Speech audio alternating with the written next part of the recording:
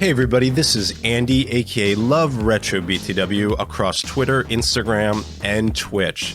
I do a podcast every Saturday called Cafe BTW, a morning gaming podcast, a retrospective look at the wonderful world of retro gaming, from interviews to guests. Join us every Saturday, like a Saturday morning cartoon, starting at 8 a.m., 11 a.m.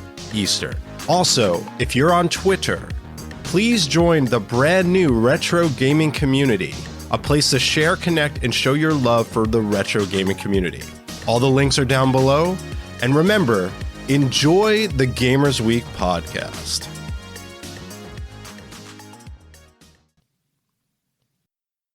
Coming up on Gamers Week podcast. The game kind of became this viral game, and now it has all this DLC where you can go watch Lara Croft's mansion from Tomb Raider. Is that the ultimate simp move, is power washing Lara Croft's mansion? Yes, 100%. I want to know what kind of party went down that you need to power wash that place. Oh, God. There's lube and sand everywhere. Surprisingly, not that bad of a combination.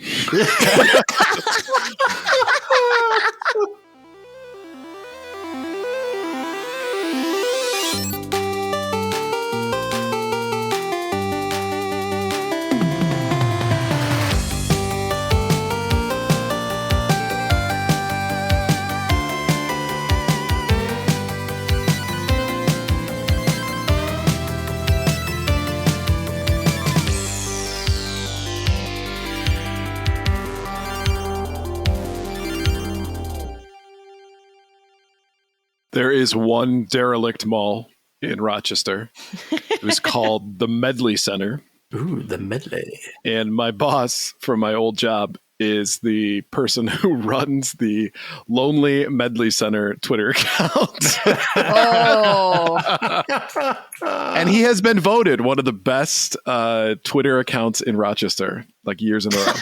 Ooh, now that's saying In something. Rochester. Ooh. Now, hey, you know, take them where you can get the wins. Right? But he has a feud with the band Blues Traveler. Really? Yeah. They've blocked him. Everyone knows that is the end goal of being on Twitter, is to get blocked by somebody interesting. Oh, what's a lot of Twitter dealy? I blocked this motherfucker named Brad. I don't know if his name's Brad or not, but It sounded good. We'll go with that. Okay. Ready to go? All right, Captain. All right. Welcome to Gamers Week podcast. Like the name says, we analyze the best, worst, and weirdest headlines of the past week in the video game industry. This is episode 60, and today is Wednesday, February 15th, 2023. Thanks for tuning in, everyone. My name is Blue Williams, and I'll be your host for this evening. But I do have with me my two fine co-hosts. My first co-host, fresh off the deathbed of his most recent illness, we have Ryan Cinnamon Starfish Payne, aka Retro Game Brews. Cinnamon Starfish. You can thank Sheriff Snacks for that. Oh, Snacks. Thank you. I appreciate it. Now it's public. It's canon. So great. Yep. Yeah. You needed another stupid nickname, of course. Of course. Of course. Now I just hear Fred Durst singing that Cinnamon Starfish. Right here. And my second co-host, who once paid $100 just to take a dump, Oh, I have the one and only Donnie G. That's one expensive dump. but we're not telling them where it was at. Yeah, sometimes it's best to like leave it up to the imagination. Right. Well, when you put it that cryptically, I mean. All right, well, I don't think we're going to get any better than that. So let's move on to our reviews, reactions, and requests. First up is Puzzle Better, who says, "Hey guys and gal, just finished my 4th episode in 4 weeks. It's pretty great. Guess that makes me a fan of the show, LOL. Also, Blue, I couldn't agree more about Pascal. Yes, Pascal is the Mario that has been established. High five, Puzzle Better." Next up is Bakuil, who says, excellent podcast. And Blue, we agree on needing the Etrian Odyssey games available for more people to experience, though that price does hurt, over $100 in Canada. Still, Sea of Stars and Etrian Odyssey make me excited for the year ahead. And Random Retro Dude says, even though Blue crushed me with her hate of Jerry Maguire, I love you guys. Random Retro Dude, you complete me. Shut up. You had me at Random Retro Dude. You had me at Random Retro Dude. Yeah, I'll allow it. All right. And now it's time for the very important part. Did you catch that? Yes. Was that Kermit trying to sing an opera? It was me singing, and then I put on the drunk filter. Oh. Or was that just a recording of you from like years back? Maybe, because I have the foresight. You know, I knew that this was going to be gold someday, and I waited until episode 60 to pull it out. All part of the plan, man.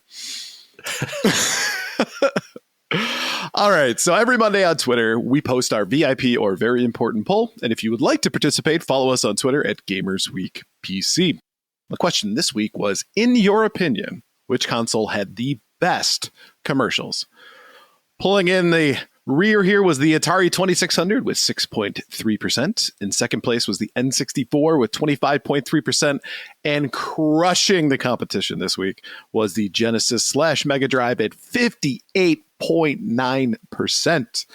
But 9.5% of you said other. So let's look at some of the comments from the poll. Starting with Sold Date, PlayStation 2, the third place. Okay, I don't know about the best, but I definitely still remember it. Welcome to the third place. Sky Blue Monty said, are you keeping up with the Commodore? Because the Commodore is keeping up with you. Are you keeping up with the Commodore? Because the Commodore is keeping up with you. Slaw Sanders said, even to this day, the Dreamcast commercials got the most hype for a console release with its mysterious repetition of $99.99. Definitely the reason the Dreamcast is still the last system I picked up at launch. Sega Dreamcast. It's thinking. Sir Boring Old Fart, great name. I mean, what else can I choose? Sagata Senshiro? Segata Sanshiro. Sega Saturn, shoo! Sega Saturn! And last up is Stepford Crimson said, Dear PlayStation, Kevin Butler was awesome and should bring him back. I knew GT5 had to be the best racing game ever.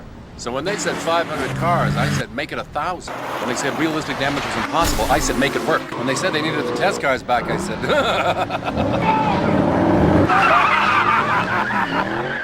So take a look at our choices. For this week's poll, Donnie, what did you go with? So I will agree with Stepford Crimson. The Kevin Butler PlayStation, where he was like the PlayStation president, those were some epic commercials. And I honestly forgot about them while submitting my answer to this poll. But the ones I most remember were the Sega CD. You had the guy who comes in, he's in your face, he's like, you still don't have a Sega CD? Hey, you still don't have a Sega CD? And the kids on the couch is like, And, you know, they're showing him all the games and stuff that it's one of my favorite consoles. So, of course, I'm going to remember these. Nice. Good choice. All right, Blue, what about you? Yeah, as a child of the 90s, I got to say that the Genesis Does What Nintendo commercials were the ones that absolutely captured my imagination. What Nintendo? And being a Super Nintendo household, watching those commercials and begging my parents, please, I'll do anything. I'll clean the whole house for a whole year. Please, whatever it takes, just get us a Genesis. And they never would. Oh, and wow. I wanted one so bad.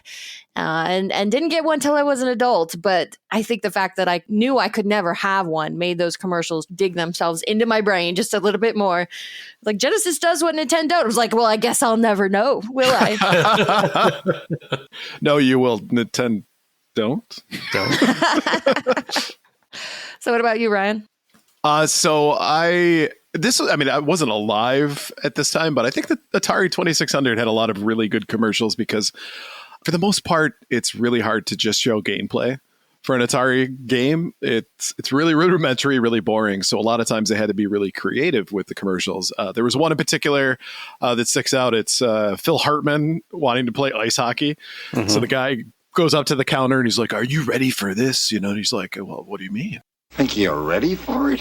One of the roughest video games around for your Atari game system? Ready to battle for the puck? Well, to inflict fierce body checking? Yeah. Furious stick checking? Yeah. Ruthless tripping? Yeah. You really think you're ready for all that? I'm ready!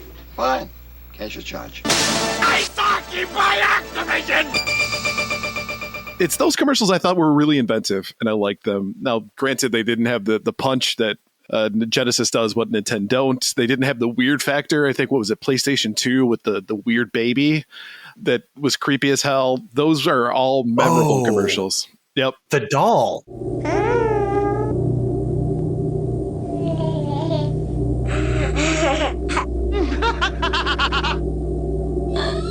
Oh, that's f***ing creepy. It's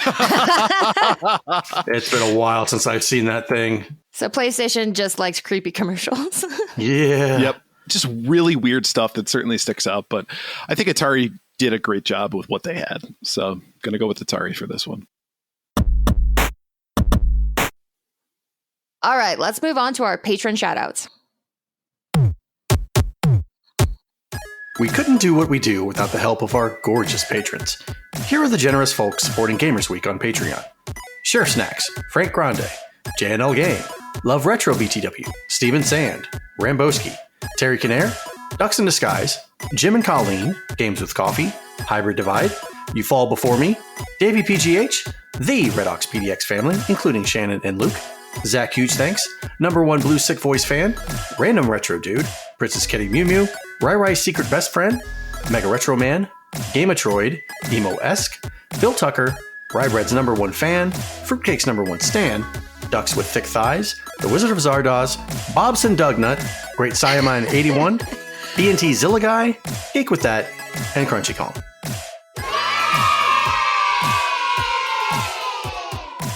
If you like what you hear today, and we really hope you do, please consider joining us on Patreon. Your support helps cover the cost of producing the show, as well as other cool stuff we'll be doing like prizes and giveaways. You'll also gain access to our weekly patron-only bonus cast called Gamers Week Uncut, Patrons with Benefits.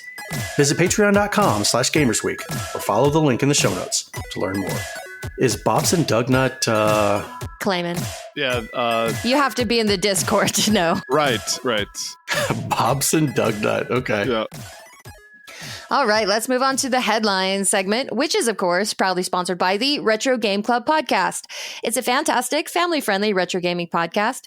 In each episode, Rob and Hugh pick 2 games to play and discuss, as well as news, interviews, and other topics. Right now, the show is on a 1-month hiatus, so it's a great time to check out old episodes you may have missed, like Season 2, Episode 7, where they interview Arabian Prince, a.k.a. Kim Renard-Nazel, a.k.a. Professor X from NWA, about the M Classic, a plug-and-play graphics enhancer for consoles. Visit them at retrogameclub.net or follow the link in the show notes.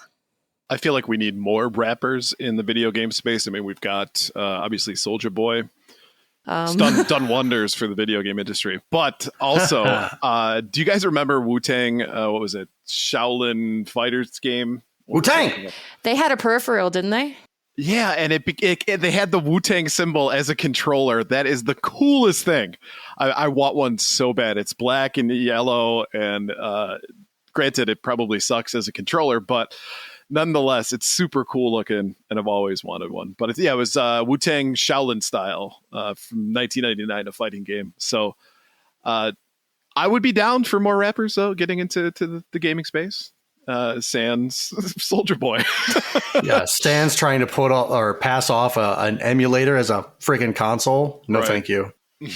But please keep making your logos into controllers and we'll buy them. Yes, absolutely. All right, first up from GameSpot, Nintendo says $70 Switch game pricing will be evaluated on a case-by-case basis. Nintendo's highly anticipated The Legend of Zelda Tears of the Kingdom is joining a growing number of new games this generation that have a $70 price tag. The good news is that doesn't appear to be a consistent trend for first-party Nintendo games, which usually retail for $60, as the company says that it's evaluating this approach on a case-by-case basis. We determined the suggested retail price for any Nintendo product on a case-by-case basis. Nintendo PR said to Game Informer when questioned about the more premium pricing for Breath of the Wild sequel.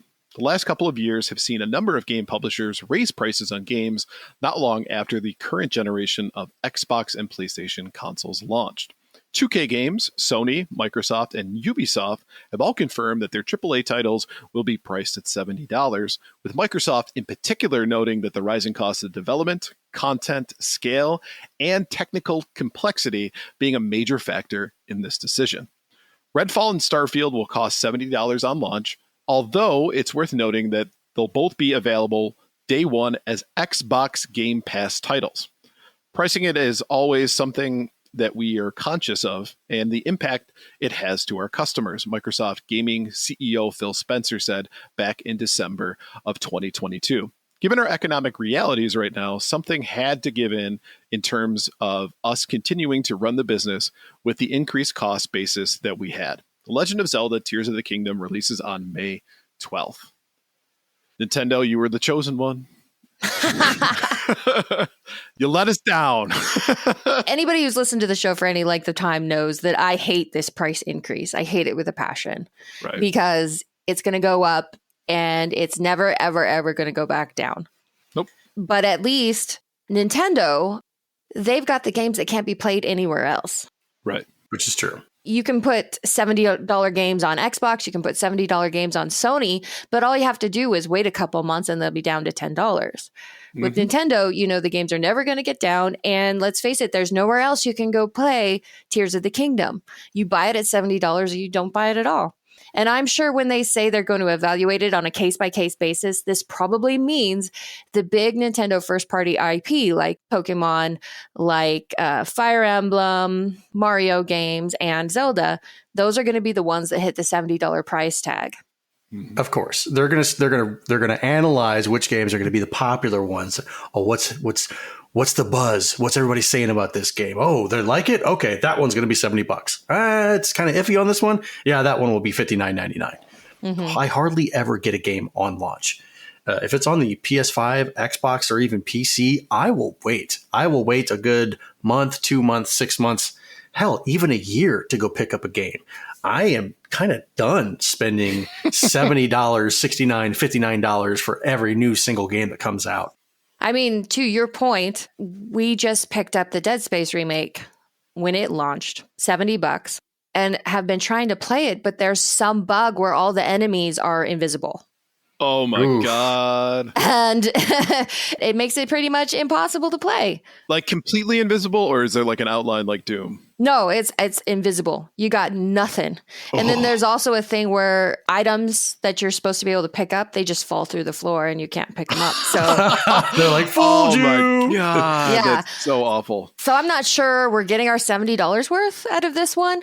But to your point, Donnie, if we had waited a few months, probably could have got it cheaper and it would have already been patched and these bugs fixed. Yeah, but wait, they're going to patch it. That's the good thing about these games, right? They're still buggy.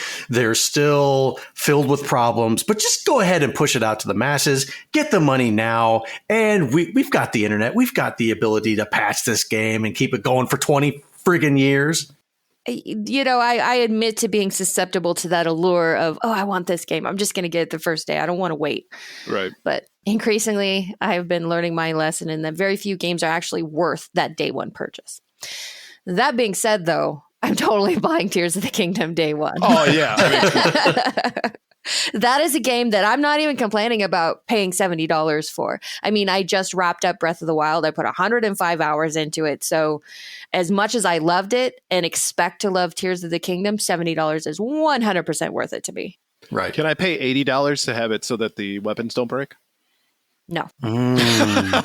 Paid features. I like it. Yeah, DLC. I paid DLC to have the weapons not break. I think that ruins the whole game. I totally disagree.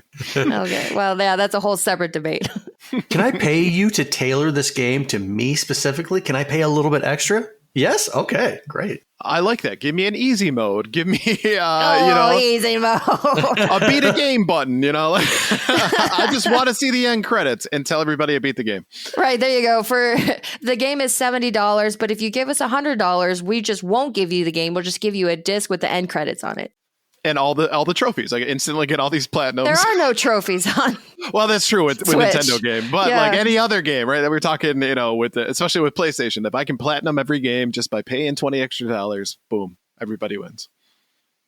So you are for pay to win mechanics, is what you're saying. Yeah, are you not sensing the sarcasm here? Not much. I think you'd do it. It sounds sincere. Yep. This is intended to be satire, but you know what? I think it's even funnier now that it's deadpan. So I'll go with that. Okay. From IGN, Microsoft admits Game Pass cannibalizes sales. Microsoft has admitted that putting games on its Xbox Game Pass subscription service leads to a marked decline in base sales. The confirmation was included as part of the UK Competition and Markets Authority's provisional report on Microsoft's proposed $69 billion merger with Activision Blizzard. Embedded within the 277-page document was a short paragraph revealing that Microsoft had submitted an internal analysis to the government body that showed a redacted % decline in base game sales. Wow, that was spot on. That was amazing. In base game sales 12 months following their addition on Game Pass. The admission clashes with remarks made by Xbox boss Phil Spencer, Drink. Xbox boss, Drink. back in 2018, wherein he claimed that adding titles to the service actually boosted sales. In a statement sent to IGN, an Xbox spokesperson responded, Xbox Game Pass offers gamers and game creators more choice and opportunity in how they discover, experience, and deliver games. For gamers, that means providing another option for them to discover games and play with friends at a great value. For developers, that means creating another option for how they monetize their games. We're focused on helping game creators of all sizes maximize the total financial value they receive through Game Pass. Each game is unique, so we work closely with creators to build a custom program to reflect what they need, ensure they are compensated financially for their participation in the service, and allow room for creativity and innovation. As a result, the number of developers interested in working with Game Pass continues to grow. So Game Pass cannibalizes sales, and in other news, water is wet. Right. It's funny because I remember back in 2018 talking about that statement made by Phil Spencer where he said adding titles to Game Pass boosts sales. And at the time being like, there's no way that's possible. Right. No. That's what we all said. Like, there's literally no way that's possible. And I think for years, everybody has just kind of accepted that Game Pass is a service where developers have to make a choice. You make a choice between getting your game in front of millions upon millions of gamers or whether you want those sales. Like, you have to pick one. Mm-hmm. And hopefully the flat rate that you get for being on Game Pass is enough to make it worth it for you. And for games like, I think Power Wash Simulator was one that was mentioned earlier in our Discord when we were talking about this topic.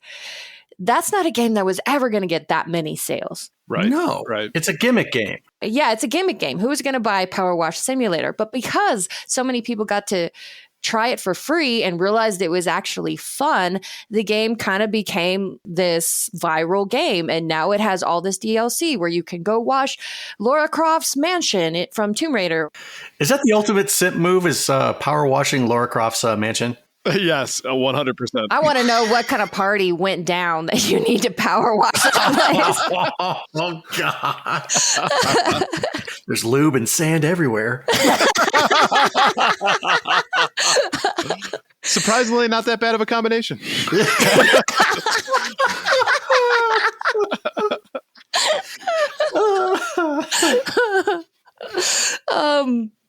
But yeah, for Power Wash Simulator, it seems that the deal really paid off. But if you're a AAA game, again, as I've said many times, I don't see why you would be on Game Pass.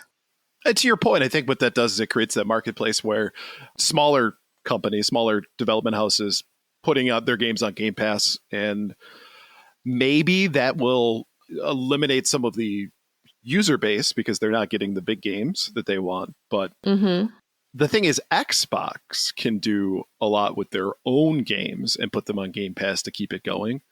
So when it comes down to the actual cost for the developers, the people who lose the most are those third-party AAA studios. I don't know if the AAA studios should bypass Game Pass. That sounded weird. But at least maybe have your game on there for a month. Okay. So you show it to people. You say, hey, look at this. See how great it is? Now it goes away. Now come buy it. Come spend your hard-earned money on this game. You know, you liked it whenever you played it for $14, but why don't you pay $70 or why don't you pay $49 for it now that it's been out a couple of months? But I think you could do the same thing and create a small demo for them to play that's free, that they wouldn't have to subscribe. Absolutely, but they don't do that anymore. Right. Just make demos, guys. Come on. Then again, as we've talked about before, you have to be supremely confident in your game to do something like that. When really you could just release it, put out some killer trailers and say, you want to buy this day one, don't you? And everybody goes, yeah, it looks so cool. And they run out and buy it. By the time they realize it's actually not that great, you already have their money. Bail in Wonderworld. But I mean, the same thing with Game Pass, right? If you're going to give them access to the entire game for a month or 6 months or whatever it is, you have to be pretty confident that the game's going to do well because you want to generate sales after the fact when it's not on Game Pass anymore. But if it's on Game Pass, you've already got your flat fee. So that is true. Yeah, you're getting something. If you know your game is a piece of shit, then it kind of seems like we're strategizing like how best to get money out of people when your game sucks. I mean, obviously the answer is make an awesome game. And then you have many options. But if you know your game sucks, how can I grift people out of their money? Right. Do not use this strategy if you're listening, game companies. Yes, please don't. Or give us a cut. Yeah, we'll take a cut. Yeah, I'm comfortable with that as well.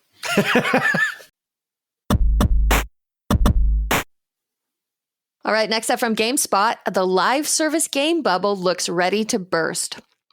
Fortnite is several weeks into the first season of its fourth chapter. In real time, it's been going strong since the summer of 2017, and though Epic doesn't share player counts, by any available metric, it seems to still be doing incredibly well. But in the live service world, Fortnite's success feels increasingly rare. While there do exist other major successes in the pocket of the games industry where studios operate one game for years on end, many others are closing their proverbial doors for good.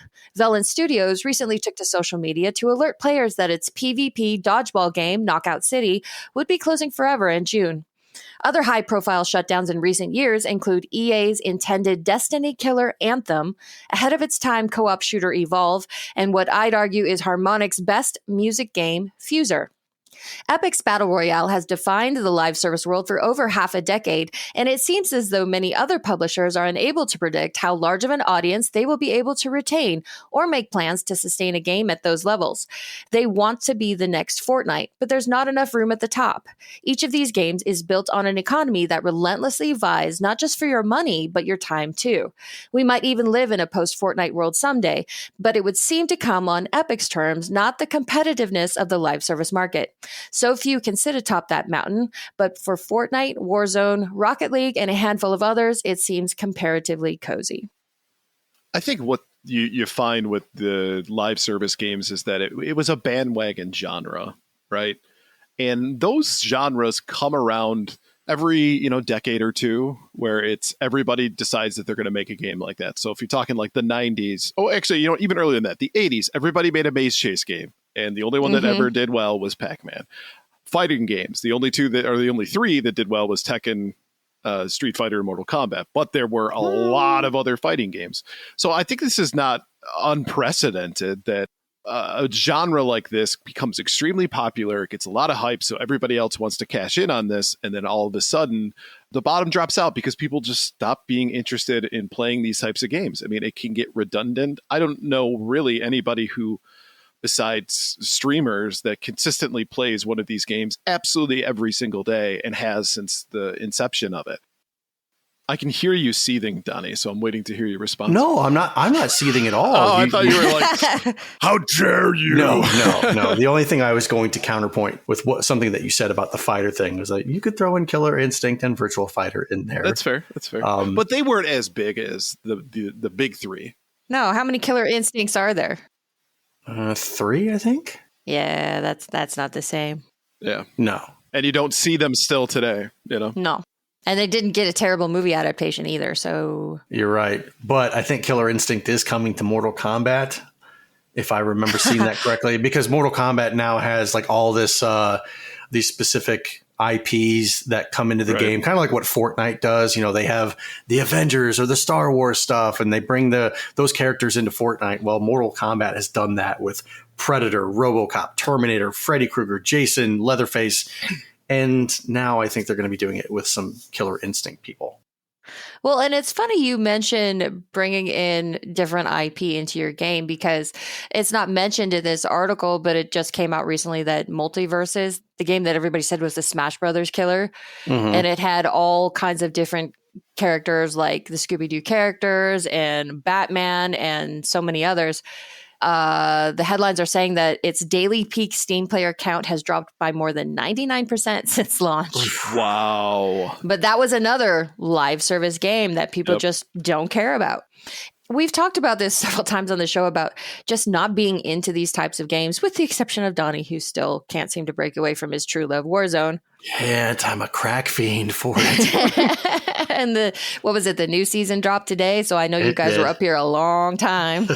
Yes, we did play it today. I thought I got away, but they keep bringing me back. I can't quit you. Nope.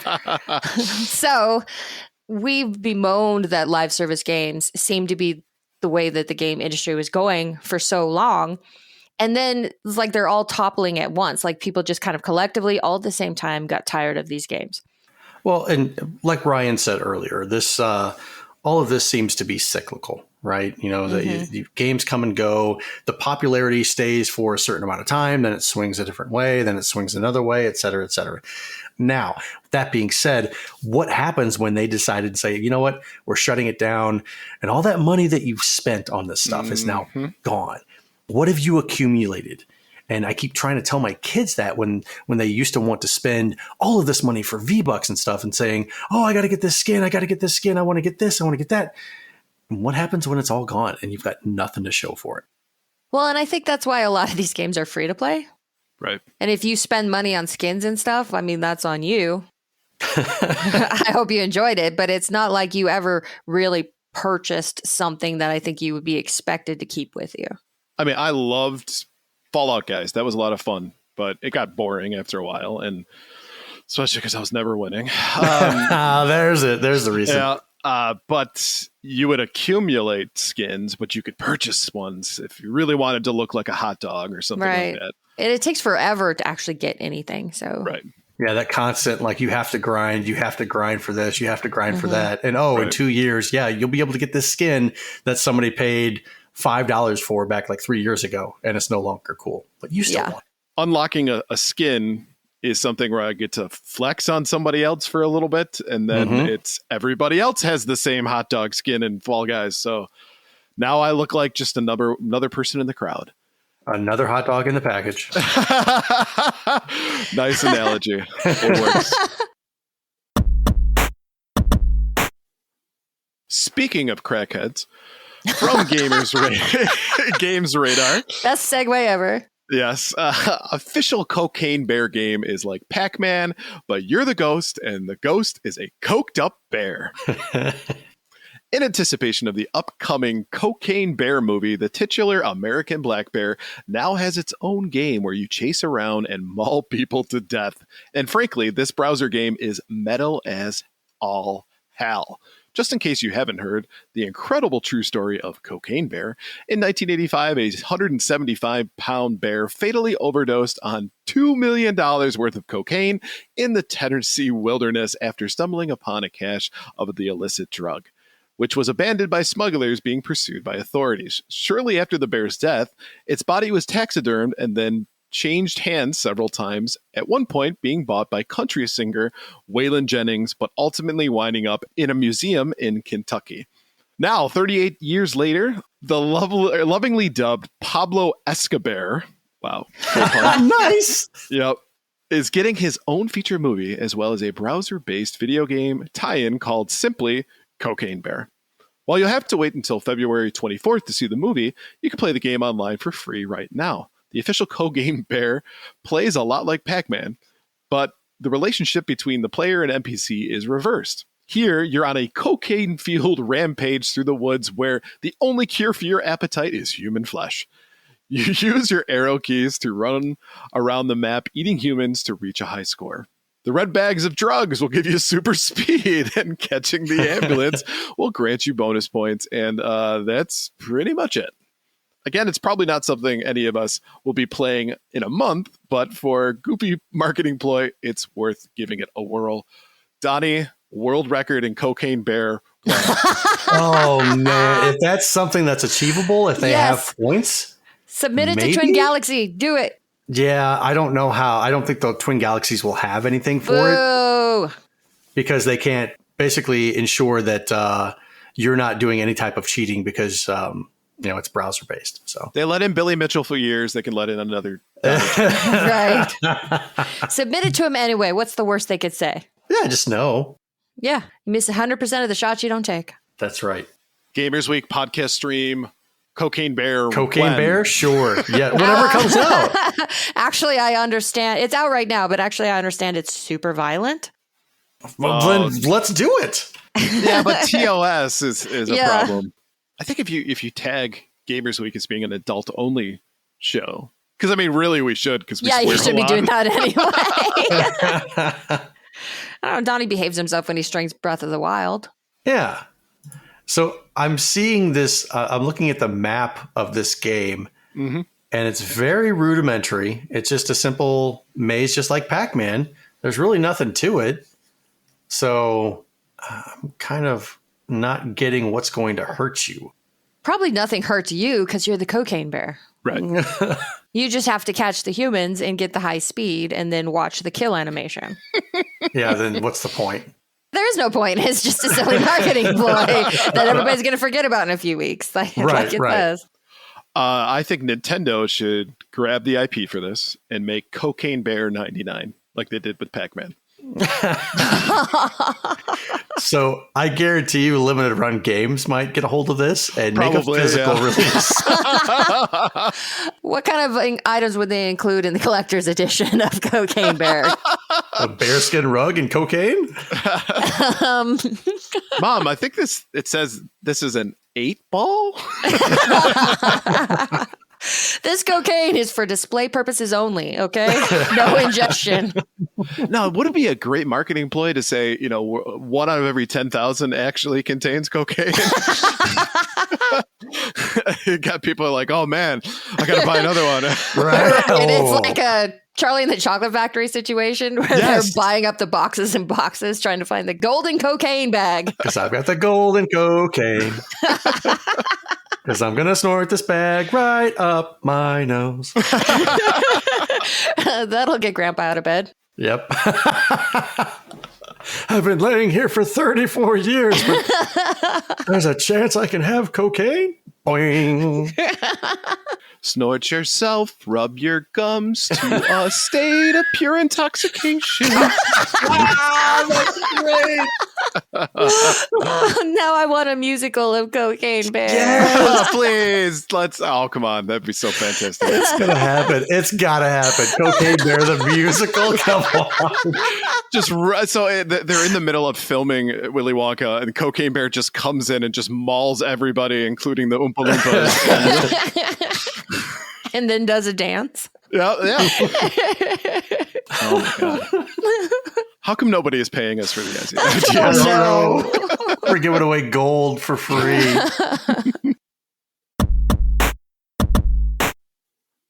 All right, let's move on to our top 3 new releases. Blanc, Switch and PC. Experience the poetic tale of a wolf cub and a fawn in the spectacular world of Blanc. Lost in a sudden snowstorm, they will have to lean on each other in order to follow the footprints their families left behind in the snow. Immerse yourself in the stunningly beautiful black and white world of Blanc, completely hand-drawn on paper in 2D before coming to life in 3D. Blanc focuses on the journey and experience of the animals with text-free gameplay and storytelling, allowing players to dive completely into its wondrous world. Wanted, Dead, PS5, Xbox Series X and S, PS4, Xbox One, PC. Wanted Dead is a new hybrid slasher shooter from the makers of Ninja Gaiden and Dead or Alive. A love letter to the 6th generation of consoles, the game follows a week in the life of the Zombie Unit, an elite Hong Kong police squad on a mission to uncover a major corporate conspiracy. Play as Lieutenant Hannah Stone, a hard-boiled Hong Kong cop, and plow through mercenaries, gang members, and private military contractors in a spectacular cyberpunk adventure. Wild Hearts, PS5, Xbox Series X and S, PC. No one remembers why the kimono began their rampage through a once prosperous Azuma. Fueled by desperation, they wield the power of primal nature at its most destructive. For a while, it seemed that none could stand against their overwhelming might. But hope arrives in the form of a formidable hunter armed with deadly weapons and ancient technology that could turn the tide of battle. Wild Hearts is a unique twist on the hunting genre, where technology gives you a fighting chance against fearsome beasts infused with the ferocious power of nature itself. Take on these creatures alone, or hunt with friends in seamless co-op. Based on these lovely descriptions that we were given for these 3 games, Blue, what's your choice for this week? Well, Blanc, I want to say it does look beautiful. I really like a lot about it, but it's co-op only, so no thank you. But also it looks too adorable, and I'm afraid of it. Like if something happens to those baby animals, I'm not going to be able to take it. So that's a hard no for me. Wild Hearts, I'm not much for Monster Hunter games, and this looks like it wants to be Monster Hunter, so I'm going to skip that. Wanted Dead, that's kind of what I'm left with. It's a third-person action game, which I usually find fun, depending on the mechanics, but the description honestly does nothing to bring me in, so I probably wouldn't choose it otherwise, except for the fact that I'm not into the other 2. So it is by default my choice this week. Right. It's not because I want to. It's not just because I want to, but because yeah. Ryan, what about you? So somebody who is very much opposed to anything that's not in dark mode, I'm going to switch on Blanc here and say hard no, because it is very, very bright and very, very white. Yes. And so, yeah, my eyes, I don't think could take it. And to obviously say, too, if any of the furry little creatures end up dead, riots across the street. Yep. I agree with Wild Hearts. I tried Monster Hunter Rise and just didn't get it. But I like cyberpunk stuff, so Wanted Dead would be my choice, just because of the genre, and from a visual perspective, it looks really good as well. So, right. What about you, Johnny? Blanc looks great. Whether or not one of the little animals dies is probably not going to affect me that much. It might sting a little, but it's not going to be like I sit there and... People say I'm the one with no heart. I'm not going to be sitting there crying with eating a box of Wheat Thins, and just dabbing my eyes. It looks good. I will give it that. Wild Hearts, like you guys said, it's a Monster Hunter game. I've never really had a chance to sit down and play one, so I can't say that it's not my genre. It looks stunning. Some of the creatures on here look epic. It almost kind of reminds me of Shadow of the Colossus, where you're going around, you're very small, and you're going around battling these big old beasts, trying to find the puzzle that's going to take these guys down, or trying to solve the puzzle that's going to take these guys down. So it looks good. I just don't know if it's for me. Now, Wanted, like RGB, I'm a very big fan of the cyberpunk genre, and this looks good. It's a shooter / slasher, and slasher. I guess it's kind of like what, just like smash 'em up, maybe hack and slash, probably hack and slash. Yeah, I think Wanted Dead is probably up my alley. All right, everybody. So for February, we're going to be giving away two awesome prizes. First up is the Retroid Pocket 2 Plus. This awesome little machine is a handheld emulator that can handle anywhere between 8 to 32-bit games and features a 3.5-inch screen at 480p and an aspect ratio of 4:3. And for our second prize, we'll be giving away a brand new copy of Octopath Traveler 2 for the Nintendo Switch. To enter our giveaway, look for @RetroGameBrews pin tweet on Friday morning, February 17th, and give our Twitter account @GamersWeekPC a follow and retweet for one entry.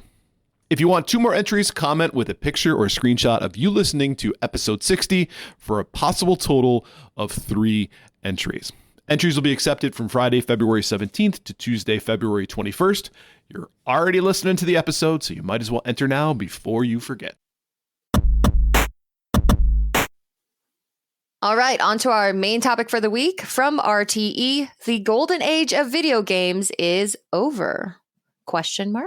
No. All forms of entertainment have a so-called golden age, a time when a specific mode of storytelling was at its peak. The golden age of Hollywood, for example, is typically seen as having lasted some 4 decades, from the late 1920s up until the 1960s. It was an era marked by technological advancement, the emergence of the cinematic production values and stardom we recognize today, and a time of experimentation when the narrative and aesthetic values of American cinema were defined. While there's a temptation for each generation to herald its own culture as elevated from all that has come before, it is natural for the perceived critical value of art forms to wax and wane. A golden age doesn't refer to popularity. What's popular shifts with generational tastes and market trends. Rather, it is a period during which the achievements in a particular mode are so great that anything which has come before or after will forever be measured against that isolated time of greatness. People who have lived through a form's golden age know it, because once it's over, nothing feels quite the same. Video games are dependent on media technologies, which have undergone exponential growth in recent decades.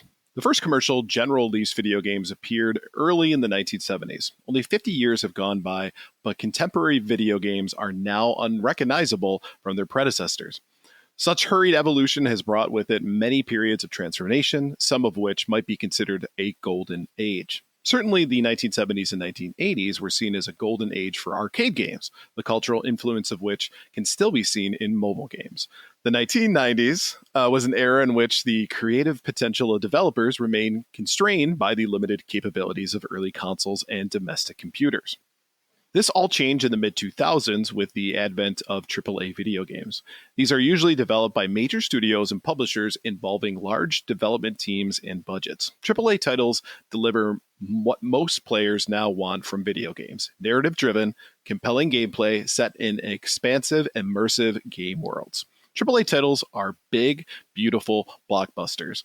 They have done to video games what Hollywood did to cinema, including Rockstar's hugely successful and commercially acclaimed Grand Theft Auto and Red Dead Redemption series, the Assassin's Creed franchise by Ubisoft, the Mass Effect games, Skyrim, The Witcher 3, Horizon Zero Dawn, and Ghost of Tsushima. The last 2 decades have been a golden age for video games, but that golden age is over. While there's still a steady stream of AAA titles released each year, the allure isn't the same. Part of the problem is that games all feel so similar now, with many new titles offering little more than reskinned and repackaged versions of successful predecessors. Tried and tested game mechanics have become stale. There was a time we didn't notice the repetition and mimicry because we were in awe of the beauty and scale of games. But now, beauty and scale are the norm, so great games need something more, something we're not so used to. Video games just feel so tired now. Truly great games just feel original. Even if they borrow or build on the mechanics of older and other games, they draw players into their world in a way that only the most immersive of stories can achieve. There was a time when consumers could expect such a game at least once a year. That is a golden age. Video games will have another golden age, but it's difficult to predict when that might begin. A moment of struggle for AAA titles might allow smaller, independent developers to have a golden age of their own. Maybe virtual reality will finally move from feeling like a passing fad to something more. Or maybe we have to wait for a new generation of digital storytellers, designers, and developers to emerge. A new generation capable of giving us narrative experiences we can't yet imagine. Whatever the future holds for video games, for the moment at least, it seems that the form's greatest days are now in the past. I feel so old because of this. I know. Well, I think it's an interesting opinion. Indeed. Well, on the surface, I think we all want to rush to disagree with this author. Mm-hmm. They say a lot of things that we ourselves have also said on this show. Indeed. Games are just reskinned and repackaged versions of successful predecessors. The gameplay feels repetitive, that all the games are big and beautiful now. And so, hum, whatever, we're bored of it. And even to the point in which we're remaking and remastering games just so that they can look prettier, but still have the same gameplay. Right, and exactly. Selling them for full price. Yeah. And I agree with this idea that each content genre will have its golden age, right? Mm-hmm. And I don't disagree that what we played in the 80s and 90s and early 2000s is vastly different from the style of games that we play today. And so it makes sense to me that there is a shift as far as paradigm is concerned and would constitute this idea of the golden age of video games. And really, the golden age is actually a good thing. If you think about like the golden age of comics and the golden age of cinema, those are all situations in which new things were coming out that had never been seen before or never been tried before. Mm-hmm. And some of them worked fantastically, some of them didn't. With the video game industry as it is now, the marketplace has created a situation where games themselves have to be successful. And it makes it so that creativity doesn't exist as much. But I think one of the things that the author brings up as an interesting point is that the supplement to that is indie games. Independent developers don't have as much risk. They can create a game, and if it works, it works. If not, we'll go back to the drawing board and try something else. And there's a lot of examples of games that came in probably the last decade or so, that were never intended to be big games that ended up finding their way onto consoles. Shovel Knight comes to mind, where they had just made the game because they liked music and video gaming and they liked programming games, and that blew up over a series of years and became a part of the Nintendo and amiibo set and everything that you can get. And it's really something where gaming itself, from a large developer standpoint, it's possible to say that I think that the golden age is over. But that doesn't mean that gaming is dead. I think that that's one of the things that my first reaction to this was, well, the golden age is over, so that means gaming is now on a decline. And I don't think that's the case. I think no. It's different. Yeah, I don't think that that's what they're saying at all. I think they're saying that what we experience with the technological advancement, that is what made the golden age. Like we are now past that, because games are now nothing is changing. The only thing that really is on the horizon is VR and some definite AI improvements, but there hasn't been a significant technological advancement. And that's what I've been saying before with the change from the PS4 to the PS5 or the Xbox One to the Xbox Series X. To me, it looks the same. It's slightly polished more, but that's it. There's nothing else that makes me wow, like, oh, I got to run out and get a PS5, as opposed to the PS2 to PS3 or PS2 to PS4. The PS2 to PS3, that was a significant jump or a significant change. Super Nintendo to N64 PlayStation. Huge jump. Whether we like those, it was a backwards jump for the Nintendo 64, I gotta say. But from a visual standpoint, it was 3D games. All of a sudden, you could play in a 3D world where you could barely get that accomplished without a Super FX chip on Super Nintendo or Genesis, right? My first reaction to this article was, well, I'm sorry the author is so jaded. Okay. I'm sorry that you can't find joy in video games anymore, because to me, it feels like the golden age of gaming is just beginning. How many more games do we have to play than we even had 10 years ago? Oh, yeah. Now anyone can make a game about anything. You talked earlier about indie games, and I feel like indie games are just barely starting to come into their own with all the amazing titles that we've had just even in the last 10 years, and they keep getting better and better. So the fault, I think, in this person's argument lies in the fact that they seem to say that the golden age was reliant on AAA gaming. If there's any merit to his argument, I would say that when AAA games first started, they were made more with love. And now they're made more with money in mind first. Right. And I feel a lot of the indie games are made with love now absolutely. and before. Right. Whereas everything else is now just pumping it out to appease the shareholders and whatnot. Yeah, but I see no reason why the definition of a medium's golden age has to be tied to its technological advancements. So I think the argument you could make then is that maybe gaming is no longer in its golden age, but has progressed to, say, like the silver age, like the comic book industry has, right? Right. Bronze age, silver, gold. No, I wouldn't even. I was like, that's only, I guess, if you're still saying that the golden age relies on technological achievement, which we haven't had in a while, admittedly. Mm-hmm. But I don't see why that has to be the definition. Why can't the definition be the availability of games, which are now available to more people than ever before? Why can't it be based on the number of genres we have? We have genres now today that didn't exist 10 years ago. And the accessibility and the number of different types of people who can make games and the different types of games available, I don't think at all that the golden age of gaming is over. I kind of agree with you on that statement. With all the bullet points that you just listed, availability and accessibility, that's a big one. Accessibility for so many different people who have never had the chance or the ability to play a video game. And now they have that chance because of the technological advancement. Yeah. So if AAA games are boring to you, I'm sorry. They're boring to a lot of us now, but that does not mean for 1 second that the rest of games should go down with AAA games.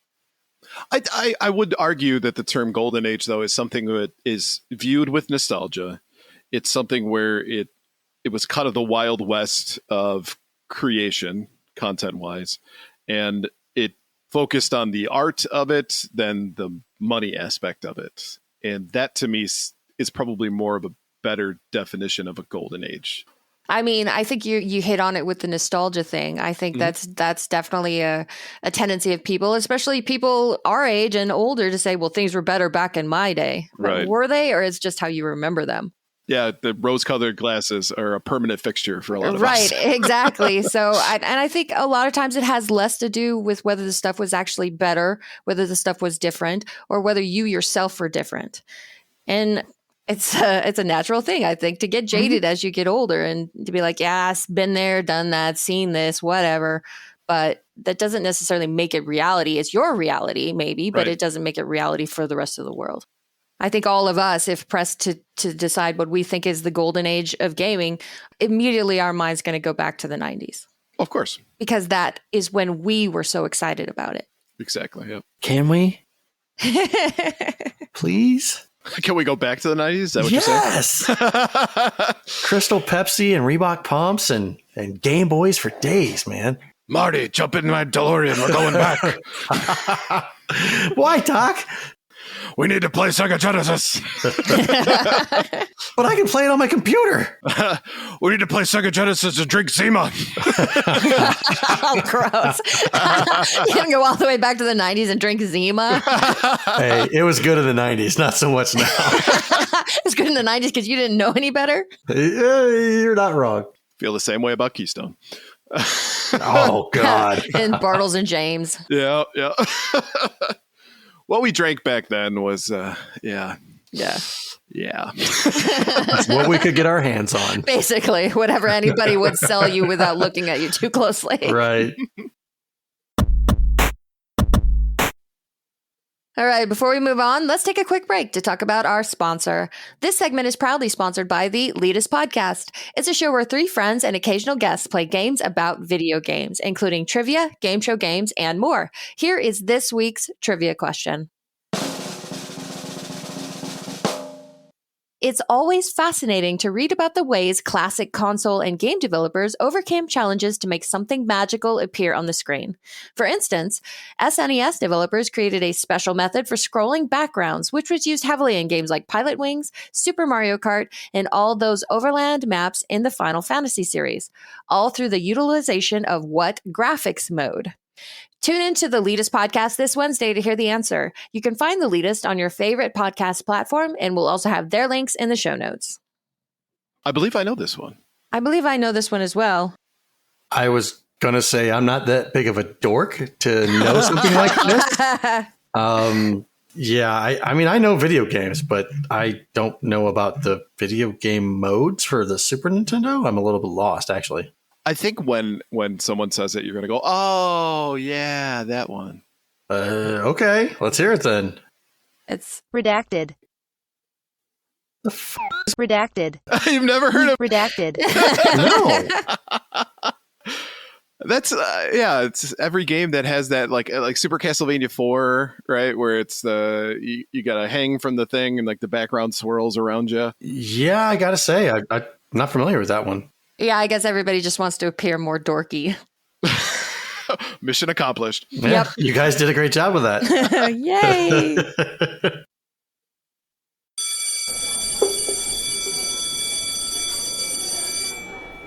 All right, thank you for coming, students. Please take your seats. Welcome back to Professor Rybread's Gaming History 101. And in today's lesson, we're going to talk about marketing video games and where some companies went wrong.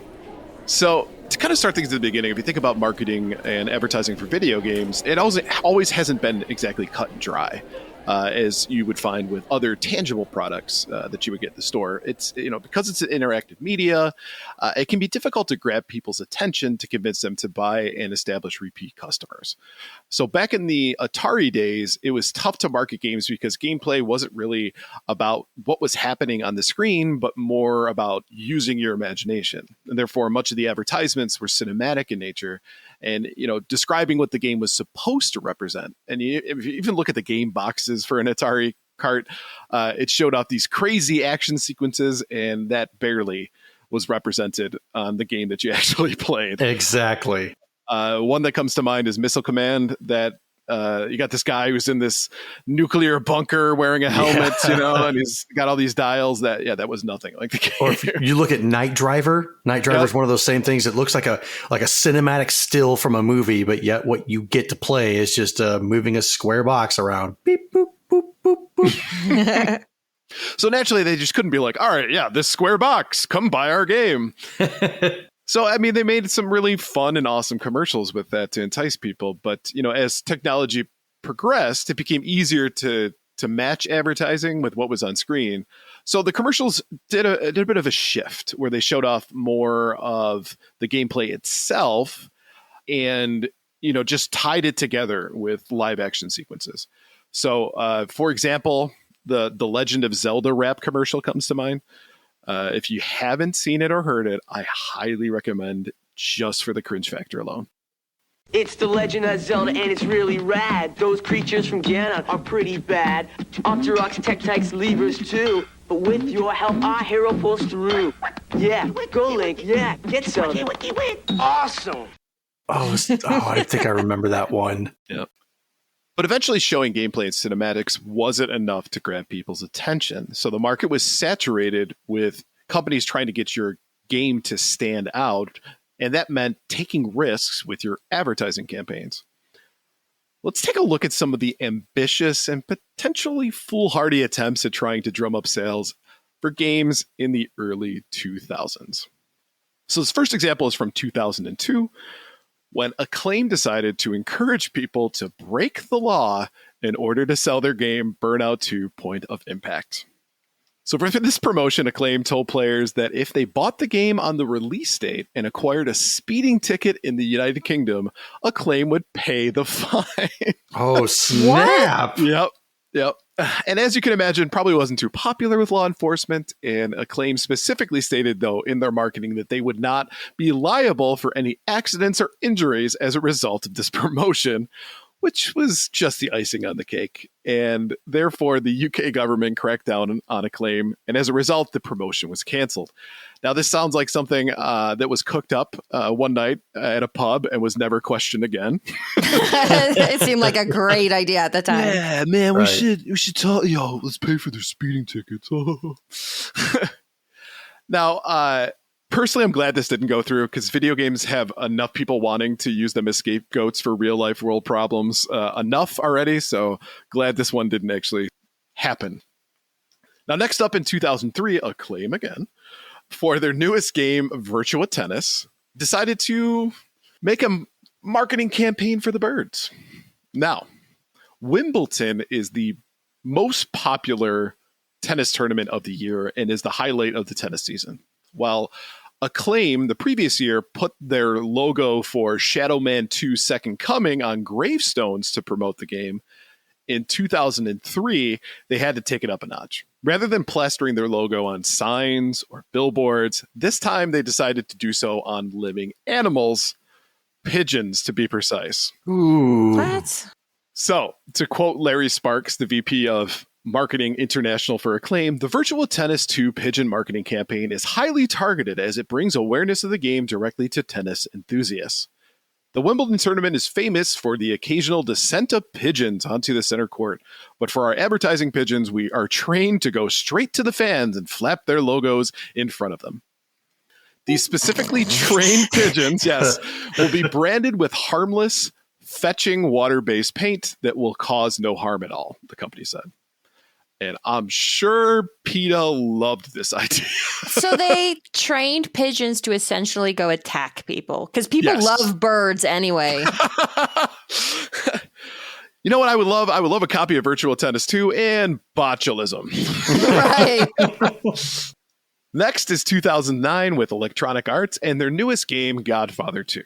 Now, when you think of the Mafia, I'm sure a few weapons come to mind, and all of which aren't exactly legal to own. Well, the last detail didn't stop Electronic Arts from looking to ship out brass knuckles to a few lucky fans of their upcoming game. The knuckles were included in a limited edition bundle, which was mostly sold to teenagers. After realizing that they were illegal to have in certain states and countries without a permit, EA recalled the copies of the game. However, not all of the knuckles made their way back to the studio, so they're out there as collector's items. The problem is that they're illegal weapons, so you won't be seeing them at your local retro store or eBay anytime soon. What really prevented the hellstorm from raining down on EA is that the game wasn't very good and the sales were pretty abysmal. Dodged a bullet on that one? A big one. If they put as much effort into the game as they put into these stupid marketing campaigns. Again, we were talking earlier about this idea of if your game sucks, you got to market right to get people's money. So our next one is from 2011 from THQ for their game Homefront, where they decided to create a potential ecological disaster to promote the game. Oh. Yeah. According to SF Weekly, a peaceful anti-North Korea protest turned into an environmental panic after the video game company THC released 10,000 balloons into the air near Moscone Center. The balloon launch was supposed to draw attention to Homefront, its new video game that simulates American guerrilla fighters challenging North Korean forces. And attention is what they got. The rally started today in Golden Gate Bridge, where hundreds of people met to Yerba Buena Gardens and held a protest to draw attention to North Korea's human rights violations and promote the new game. The event was capped off with a launch of 10,000 red balloons, which directly drifted into the bay. The balloons were filled with promotional flyers and pre-order slips for the game. Now, supposedly, they were all made of biodegradable materials, so that sounds like something they came up with afterwards to try to save their asses. So last up is 2012's Capcom's release for Resident Evil 6. According to the Escapist magazine, to promote the impending launch of Resident Evil 6, Capcom has turned to an age-old marketing trick, pseudo-cannibalism. The Wesker & Sons Human Butchery opens tomorrow in London's famous Smithfield Meat Market. The stall will offer a dizzying array of edible human limbs, including hands, feet, and a human head, as well as a few classy cocktails with titles like Puss and Stool Sample. I'm sorry, what? I'm sorry, I think that was Puss. Puss, yeah. I mean, both are shocking, but for different reasons. Now, if pretending to be a cannibal and drinking cocktails from specimen bags isn't your thing, Capcom is also planning a set of lectures at St. Bartholomew's Hospital Pathology Museum. Lectures spread across 2 days explain the themes of Resident Evil 6 and how they relate to the real world. No word if Hannibal Lecter made an appearance at the event. Well, hello, Clarice. So to kind of wrap things up, marketing is tough. Getting people to talk about your game is essentially what you want to do, but maybe not all ideas are golden. So in the world of content creation, sometimes it's okay, as the saying goes, to kill your babies. Or literally in the case of Resident Evil. Right. So thank you for attending today's Gaming History 101. And just a reminder, if you have any ideas for a story you'd like to hear, send us a message at gamersweekpodcast@gmail.com, and we might feature your suggestion. Let's go ahead and wrap up this show. And thank you for listening to episode 60 of Gamers Week Podcast. And a big thank you to the Retro Game Club Podcast, the Leadus Podcast, and Love Retro BTW for sponsoring this episode. Don't forget to check out their links in the show notes. If you want to connect with Gamers Week, follow us on Twitter at GamersWeekPC, email us at gamersweekpodcast@gmail.com, visit our merch store at gamers-week-podcast.creator-spring.com, or if you want to do it the easy way, follow the link in the show notes. Join us on Patreon at patreon.com/GamersWeek. And finally, since you made it all the way to the end of this episode, please leave us a rating and a review to let us know how we did. We really do value your feedback. And while you're there, consider subscribing on iTunes, Spotify, or your podcast platform of choice. That's it for us tonight. Thanks, everyone, so much for tuning in, and we will see you next week. I ate her liver with some chili cheese Fritos and a Mr. Pibb. Trailer Park Hannibal Lecter.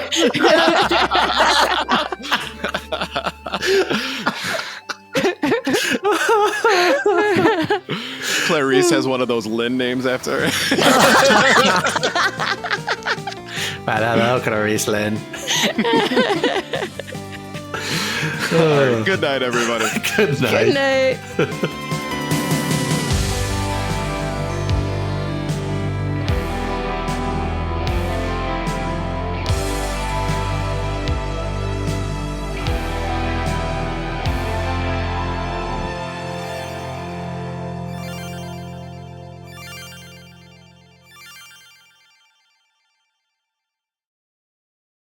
Yeah, go Link, yeah, get some. Welcome to Gamers Week Uncut. Welcome to Gamers Week Uncut. Welcome to Gamers Week Uncut, patrons with benefits. This is the unscripted, patron-only bonus cast with less editing and more dirty jokes. We don't know where the conversation will go, but we're sure it will be weird. This fish just went right on my nipple, and I'm just like, I Google Street Fighter 6. The first search result that comes up is people think they can see Ryu's in the Street Fighter 6 reveal. Listen up here, kids. You're not going to want to get one of those VD STDs things, right? Make your fall off. When you go, grab a pro. You'll be doing it for America. That was perfect. If you want to hear weekly episodes of our patron-only bonus cast, join us at patreon.com/gamersweek.